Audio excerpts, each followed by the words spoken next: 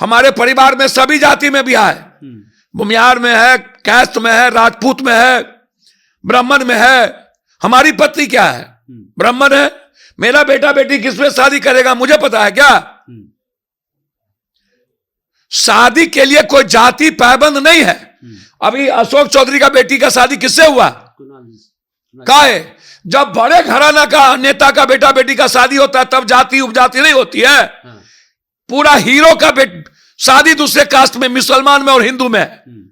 अब पूरा नेता का शादी, दलित आईएएस का शादी किसी मुसलमान से, किसी मुसलमान के बेटा का शादी ब्राह्मण लड़की से, पप्पू यादव के बेटी से हो जाए तब तो कोई नहीं जानेगा किस जाति से हुआ।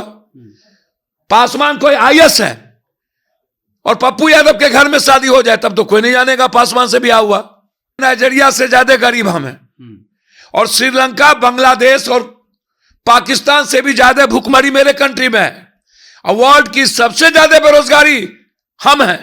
डॉलर 83 चला गया, रुपया की वैल्यू नहीं है, बेरोजगारी नंबर 1 पे है, महंगाई नंबर 1 पे, किसान है ही नहीं। एमएलए एमपी इन पूंजीपतियों की सुविधा को तो रोको। एक घर में 40 एसी है, नजर नहीं आएगा। एक दरवाजे पर 20 गाड़ी है, नजर नहीं आएगा। सारा पैसा नेता पदाधिकारी माफियाओं के घर में जा रहा है, नजर नहीं आएगा। अरविंद केजरीवाल से लेके नरेंद्र मोदी और लगभग लोग 200-100 करोड़ रुपया लेते हैं और फिर मार देते हैं। सबसे ज्यादा 47 या 56 और सबसे ज्यादा गोली बारूद जो लोग 90 की दशक करते हैं ना, सबसे ज्यादा मलाईदार वही लोग हैं। मलाई वही खाए और सबसे ज्यादा ताकत का इस्तेमाल वही किए। सबसे ज्यादा बालू, जमीन माफिया, शराब में भी वही लोग हैं। और तीसरा ओबीसी में कुर्मी, कोयरी, यादव के कुछ मुट्ठी भर लोग। बीजेपी सबसे बड़ा दुश्मन है सामाजिक व्यवस्था का।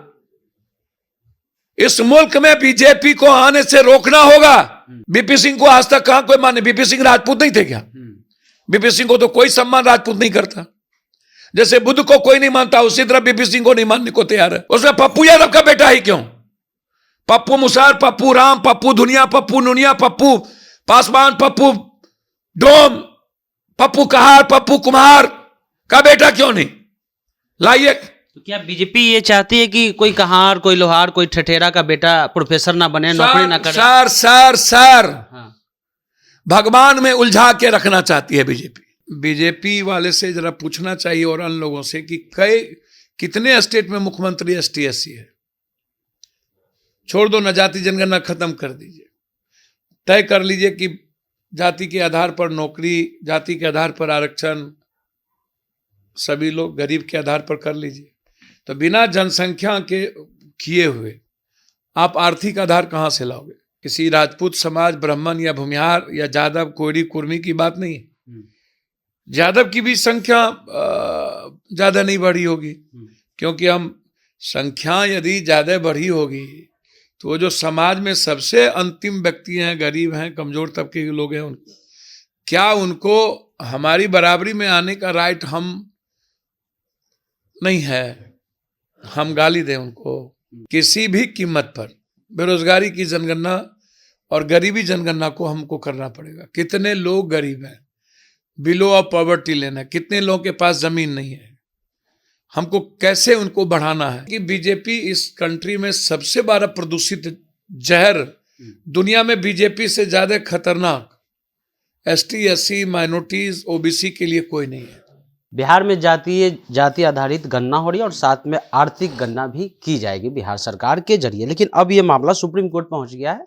कोई अभिषेक नामक आदमी, उन्होंने कहा कि देखिए जातीय जनगणना होगा तो 90 का दशक लौट जाएगा और हम लोग तो अब विश्व गुरु बनने के राह में है। तो क्या ये सब जाति जनगणना करना और समाज में एक तरह से द्वेष फैलेगा जाति जनगणना से? हमारे साथ पप्पू यादव जी हैं, जन अधिकार पार्टी के राष्ट्रीय अध्यक्ष जी हैं। 90 का दशक का डर, 90 के दशक के आप लोग हीरो रहे सामाजिक में। एक बात पहले आप समझिए कि अज्ञानिता का किताबी ज्ञान जो है वो एक इंस्टॉलमेंट बन गया है।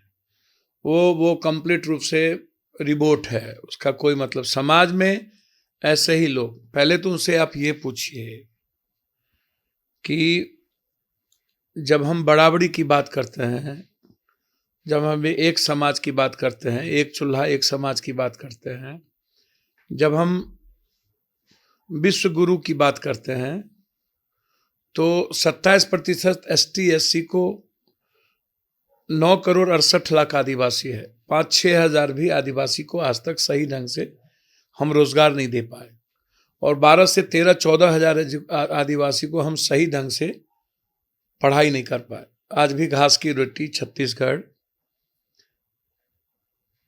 उड़ीसा, जहां सबसे ज्यादा मिनरल्स पर अधिकार आदिवासी का है, झारखंड, तीनों स्टेट में आप जाके पता कर लो। और आज भी मुसहर जाति की बात करो जाकर के, उसके यहां आप निकाल दोगे ना 200 से 300 लड़कियों को BA किए हुए, तो आप जो बोलोगे मैं मान लूंगा। आदिवासी की भी वही स्थिति है। समाज में मलाह, कमार, कुम्हार, नुनिया, चंद्रवंशी, जब निचले पदान पर जाओगे तो आप देखोगे कि आर्थिक, सामाजिक, शैक्षणिक, राजनीतिक रूप से सबसे नीचे है।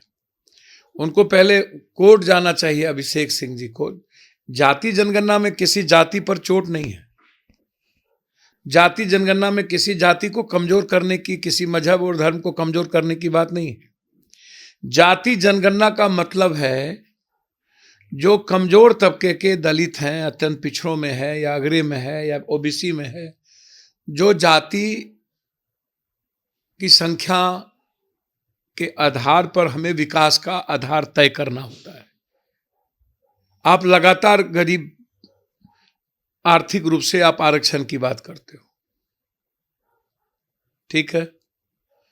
जब कानून में, संविधान में आर्थिक आधार ही नहीं था, सामाजिक और शैक्षणिक आधार था, तो अभी आर्थिक आधार पर आप ही डिमांड कर रहे हो, और सरकार दे भी रही है। अच्छी बात है। ऊंची जात के भी गरीब जो लोग हैं, जब जाति जनगणना होगी तो बेरोजगारी की भी जनगणना होगी, जो हमारी पॉलिसी है। हम तो बेरोजगार में जाति कहां से आ जाएगा? बेरोजगारी की बात आएगी तो सभी जाति होगा ना। तो क्या ये राइट, इस कंट्री में 130 करोड़ की जो सबसे बड़ी आबादी है हिंदुस्तान में, और ये हमेशा कहा गया है जिसकी जितनी जनसंख्या उतनी भागीदारी, तो आप राजनीतिक रूप से भी भागीदारी नहीं। पूरे देश में ST SC है। बीजेपी वाले से जरा पूछना चाहिए और अन्य लोगों से कि कितने स्टेट में मुख्यमंत्री ST SC है। छोड़ दो ना, जाति जनगणना खत्म कर दीजिए। तय कर लीजिए कि जाति के आधार पर नौकरी, जाति के आधार पर आरक्षण, सभी लोग गरीब के आधार पर कर लीजिए। तो बिना जनसंख्या के किए हुए आप आर्थिक आधार कहां से लाओगे? तो जब पूरा का पूरा जनसंख्या हम जान लेंगे, तय हो जाएगा, तभी ना हमारा कोई आधार होगा, तभी ना हम विकास को डिसेंट्रलाइज कर पाएंगे, आर्थिक आजादी की बात कर पाएंगे, राजनीतिक आजादी की बात कर पाएंगे। तो जब अब ये वैमनस्यता तो ये समाज में इस तरीके से फैलेगी, जब आप किसी को अधिकार से, कल के दिन आप चापाकल में नहीं जाने देते थे, कल अब आज क्या मैं मानता हूं कि ये किसी राजपूत समाज, ब्राह्मण या भूमिहार या यादव, कोयरी, कुर्मी की बात नहीं है।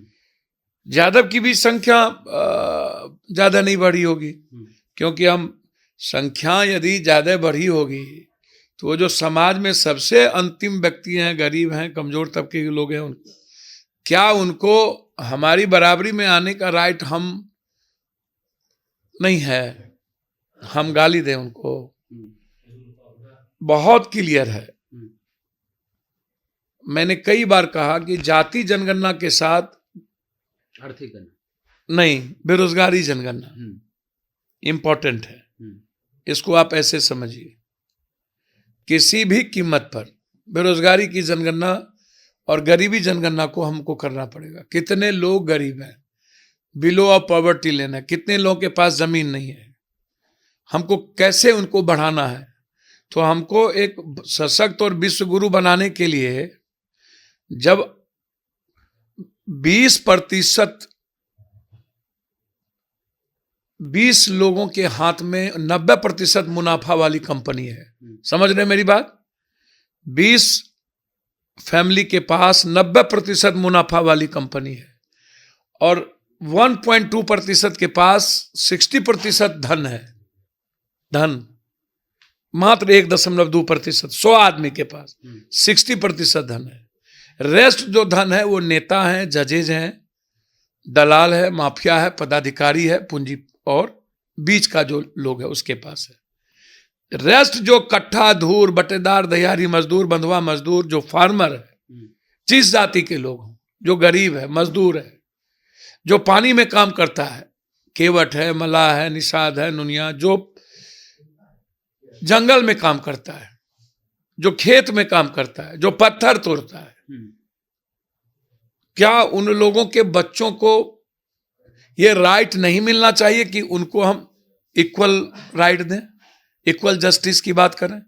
जब इस कंट्री में इक्वल जस्टिस और इक्वल राइट की बात होती है, मिनिमम रिक्वायरमेंट की बात होती है, फंडामेंटल राइट की बात होती है, तो मुट्ठी भर कुछ इस तरह के लोग, मैं मानता हूं कि बीजेपी इस कंट्री में सबसे बड़ा प्रदूषित जहर, दुनिया में बीजेपी से ज्यादा खतरनाक एसटी, एससी, माइनॉरिटीज, ओबीसी के लिए कोई नहीं है।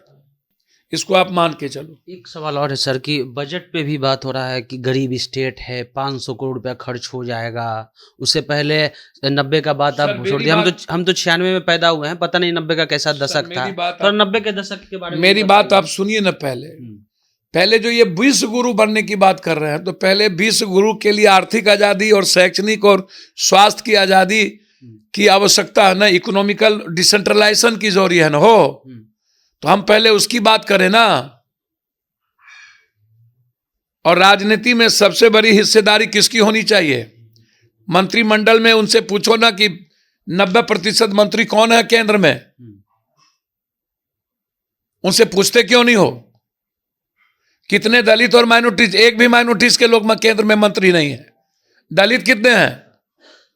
अत्यंत पिछड़ा कितना है? आप पूछते क्यों नहीं हो? किस स्टेट में कितने मंत्रिमंडल है? क्या उसको राइट नहीं है?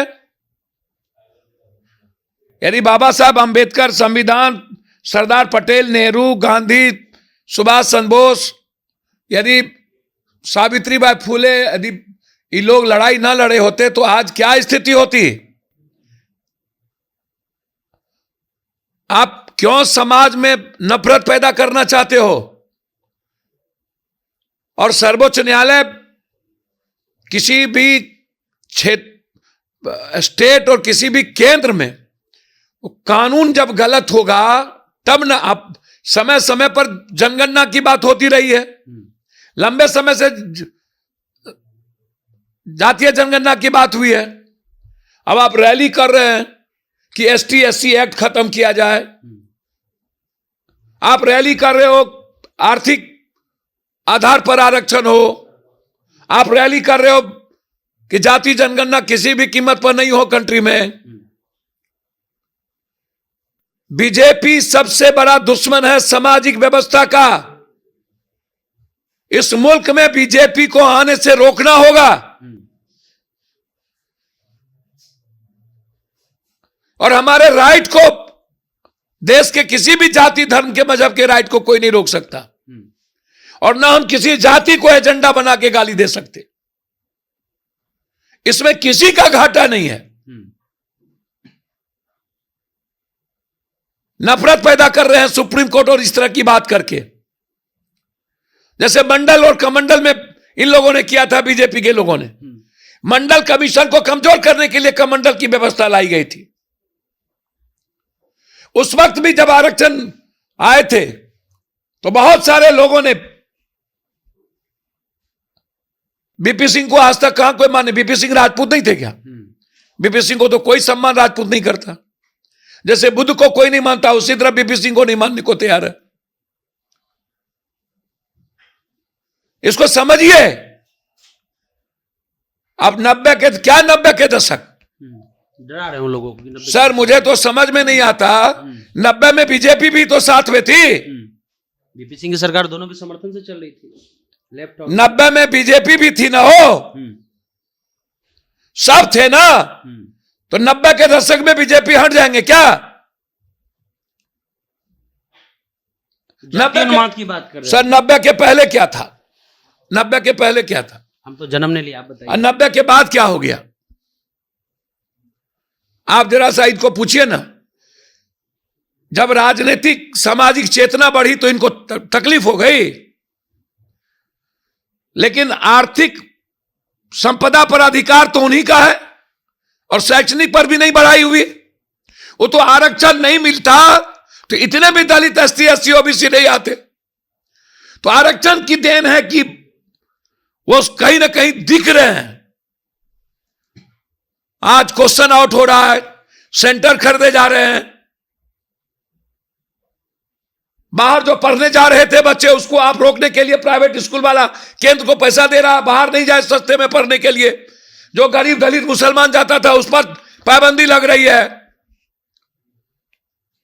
प्राइवेटाइजेशन नौकरी को खत्म करने, लाओ ना प्राइवेट में आरक्षण दीजिए ना। हम चाहते हैं प्राइवेट में दलित एसटी जिसकी जितनी भागीदारी, प्राइवेट संपदा पर जितना ठेकेदारी पट्टेदारी होगा उसमें दलित एसटी को लाओ। उसमें पप्पू यादव का बेटा ही क्यों? पप्पू मुसार, पप्पू राम, पप्पू दुनिया, पप्पू नुनिया, पप्पू पासवान, पप्पू डोम, पप्पू कहार, पप्पू कुमार का बेटा क्यों नहीं लाइए? तो क्या बीजेपी ये चाहती है कि कोई कहार, कोई लोहार, कोई ठठेरा का बेटा प्रोफेसर ना बने, नौकरी ना करे? सर सर सर हाँ। भगवान में उलझा के रखना चाहती है बीजेपी। उलझ भी तो रहे ना लोग। हाँ, अपने लोग उलझ रहे हैं। सिर्फ हिंदू, ब्याह करने के समय तो हिंदू नहीं होते सर, सवाल ही नहीं उठता, कभी इस जन्म में नहीं होगा। हम कल एक रिपोर्ट किए, पूछे भूमिहार से यादव से ब्याह के, जो बोला नहीं करेंगे। यादव बोला कि खाली किसनौट में ब्याह करेंगे, मुसहर में नहीं होगा सर। पासवान बोला मुसहर में ब्याह नहीं करेंगे। हाँ। यादव में उपजाति अब ऐसी बात नहीं है, होगा। हाँ। हो रहा है। हाँ। हमारे परिवार में सभी जाति में ब्याह है। भूमिहार में है, कैस्ट में है, राजपूत में है, ब्राह्मण में है। हमारी पत्नी क्या है? ब्राह्मण है। मेरा बेटा बेटी किसमें शादी करेगा मुझे पता है क्या? शादी के लिए कोई जाति पाबंद नहीं है। अभी अशोक चौधरी का बेटी का शादी किससे हुआ? का है? जब बड़े घराना का नेता का बेटा बेटी का शादी होता है तब जाति उपजाति नहीं होती है। पूरा हीरो का शादी दूसरे कास्ट में, मुसलमान में और हिंदू में है। अब पूरा नेता का शादी, दलित आईएएस का शादी किसी मुसलमान से, किसी मुसलमान के बेटा का शादी ब्राह्मण लड़की से, पप्पू यादव के बेटी से हो जाए तब तो कोई नहीं जानेगा किस जाति से हुआ। पासवान कोई आईएएस है और पप्पू यादव के घर में शादी हो जाए तब तो कोई नहीं जानेगा पासवान से ब्याह हुआ, मुसलमान से ब्याह हुआ। मर्डर हो जाते हैं सर, अगर कोई आम आदमी अगर कोई कर ले ब्याह तो मर्डर हो जाता है। दंगा आप इसको समझिए, एक गलत हल्फनामा है। कोर्ट को इंटरटेन भी नहीं करना चाहिए और जुर्माना करना चाहिए। सरकार का जो लॉ है, हम समय समय पर लोकसभा विधानसभा कानून में संशोधन लाने के लिए बनी है कि हम सामाजिक आर्थिक आधार हमारा समय काल पर टाइम पर्सन प्लेस वे के मुताबिक हमें चेंज करने का राइट है। जिन लोगों ने वो बीजेपी कंसर्न्ड है और ऐसे लोगों के कारण ही यह देश तरक्की नहीं करता। विश्व गुरु का उसको पते नहीं है। सर्वे है नाइजीरिया से ज्यादा गरीब हम हैं और श्रीलंका, बांग्लादेश और पाकिस्तान से भी ज्यादा भुखमरी मेरे कंट्री में है। वर्ल्ड की सबसे ज्यादा बेरोजगारी हम हैं। डॉलर 83 चला गया, रुपया की वैल्यू नहीं है, बेरोजगारी नंबर 1 पे है, महंगाई नंबर 1 पे, किसान है ही नहीं, खत्म हो गई और हम विश्व गुरु बन गए। मुट्ठी भर लोग अदानी, अंबानी, टाटा, बिरला बस, और नेता का घर भर गया, नेता की ऐशो आराम की जिंदगी हो गई। हिंदू मियां बैकवर्ड फॉरवर्ड कर लो, गरिया लो। पूरा का पूरा ये पैसा खर्च की बात करता है। 500 करोड़। अरे अभी झंडा अभी एक झंडा के लिए दारू का पेटी दिया गया, और चुनाव के लिए जब सब कुछ फ्री करते हो, जनता का पैसा और एडवर्टाइजमेंट पर खर्च करते हो लाखों हजार करोड़ रुपया चुनाव लड़ने पर, बीजेपी और अन्य लोग, तब इसको नजर नहीं आता है।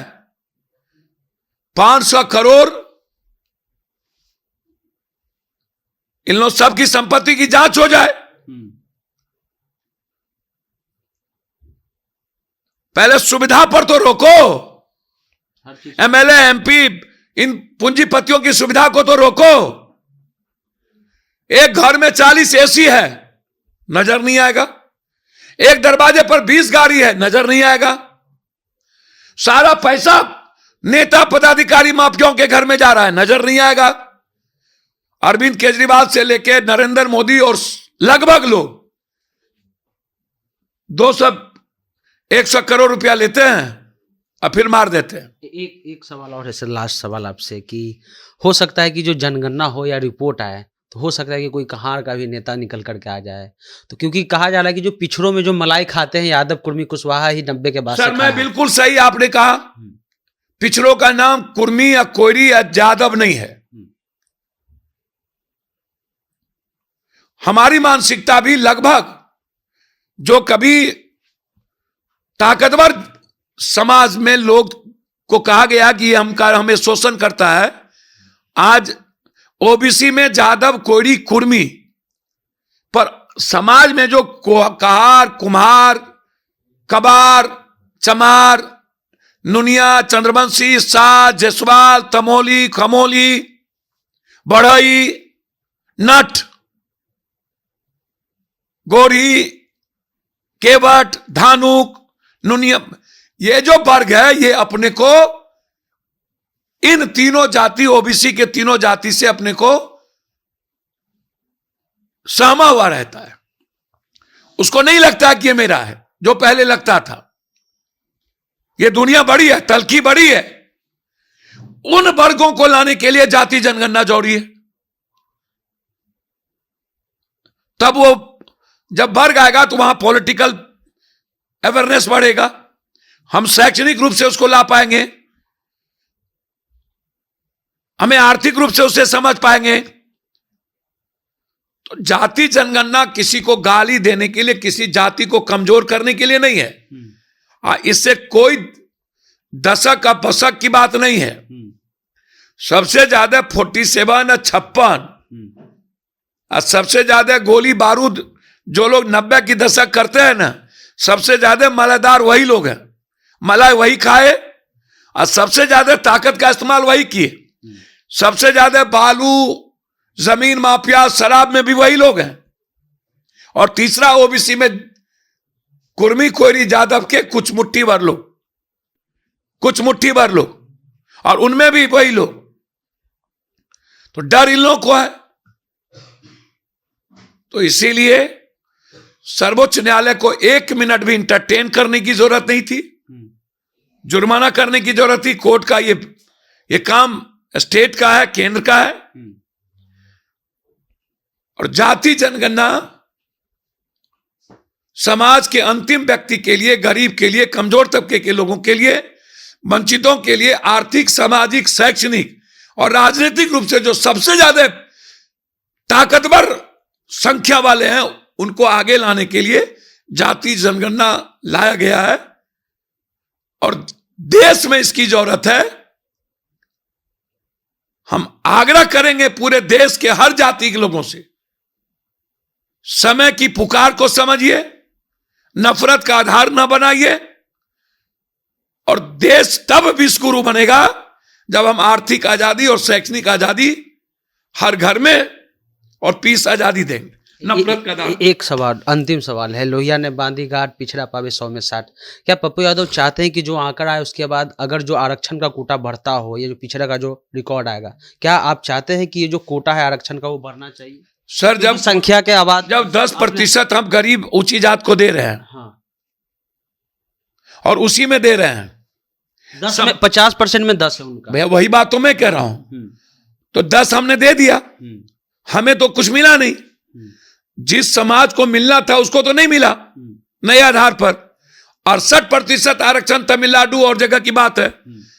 तो यदि आप रियल में समाज के कमजोर तबके के लोगों को रियल भागीदारी देने चाहते हो तो आरक्षण का आधार 68% बढ़ना चाहिए और हिस्सेदारी भी बढ़नी चाहिए। बिल्कुल।